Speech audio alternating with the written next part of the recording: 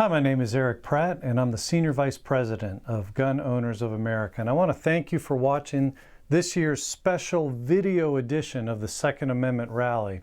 As I record this video, gun sales in 2020 have set records by the millions because people are concerned for their safety. There's rioting, mayhem, cities on fire. What a year it's been for needing the Second Amendment. But not to worry, though, the anti-gun media has assured us that it's all mostly peaceful, right? I mean, they couldn't report the truth if it was staring them in the face. But thankfully, most people can see through their bias. Americans are not buying the mostly peaceful spin, and people want to be able to protect themselves and their families. So it's no wonder that gun sales are at an all-time high. But you want to know something that's ironic?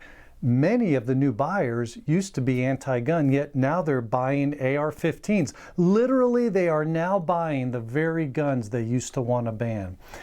And this is why the Second Amendment is so important. It protects everyone's rights. It doesn't matter if you're on the political right or the left. The Second Amendment protects your most important right, the right to protect your life. Look, this is something that is really personal for me. My dad bought his first gun in the 1960s when there were riots taking place all over the country. He heard a police chief on the radio say that if the rioters start moving into the suburbs, the police wouldn't be able to contain them. So he bought a gun. And as a little guy, I remember being at the gun shop when he bought his firearm. The same year he did that, my mom took me to her home country in Central America so she could work in my great uncle's campaign for president. And he actually won the election and became the president, but only for a few days. A military coup hijacked the government, leaving several dictators to govern the nation for the next 20-some years. You see, that's what can happen when the government has most of the guns. And that's why we have a Second Amendment in this country. Not only so we can protect our families against criminals breaking into our homes, and so we can protect ourselves against rioters, but also, yes, so we can protect ourselves against a tyrannical government. Our founding fathers recognized that firearms were the ultimate check against a government that is bent on dominating the people of the country. And our founders lived this. I mean, it wasn't just theory for them. The Battle of Lexington and Concord in 1775 directly came about because the British were trying to confiscate their weapons. Our founders realized how important it is to have an armed people. And because firearms are to be a check against a bad, dangerous government, it makes no sense to think that politicians should be the ones to define our rights. Our rights are not given to us by the government. If that were the case, then our rights would be mere privileges. No, our founders said in the Declaration of Independence that everyone is endowed by their Creator with certain unalienable rights. You hear that? Our rights are given to us by God, and that's what makes our rights unalienable. That word means that they can't be revoked or diminished in any way. That's why the Second Amendment says that the right to keep and bear arms shall not be infringed. You know, at Gun Owners of America, that's how we defend this important right. We don't tolerate any infringements. Background checks, gun bans, licenses and fees, NFA restrictions, they're all infringements. But sadly, today, politicians want to ban the most commonly owned rifle in America.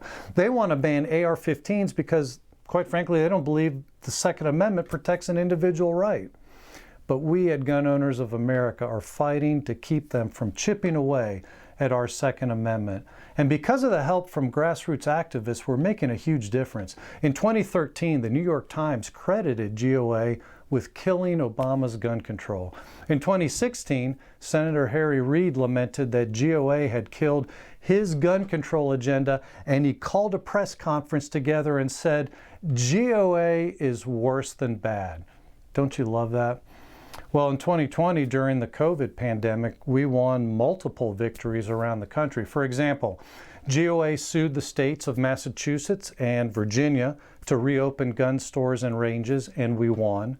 GOA also sent cease and desist letters to mayors in North Carolina who had shut down gun stores. and we won. Those mayors reversed themselves right away. GOA activists also pressured Pennsylvania sheriffs to begin reissuing concealed carry permits. And the Washington Times reported that the Trump administration agreed to declare gun stores and ranges as essential businesses after GOA petitioned the White House. That resulted in several states and jurisdictions reopening gun stores. So, I mean, a lot has happened, and this is just the tip of the iceberg, but all to say, if you're a GOA member and you've been watching this, I want to thank you for your help and activism, because we can't do this without you. But if you haven't joined GOA, I would ask you to please consider doing so. We need your help to win the war for our gun rights. The more members we have, the louder voice that we have in Congress and in every state capital. So please go to gunowners.org to join GOA and stand with the more than 2 million GOA supporters who are truly a force to be reckoned with. But even if you don't join today, please sign up for our email alerts, which empower you to contact your elected officials and to hold them accountable. We keep your information private. We don't share it. You will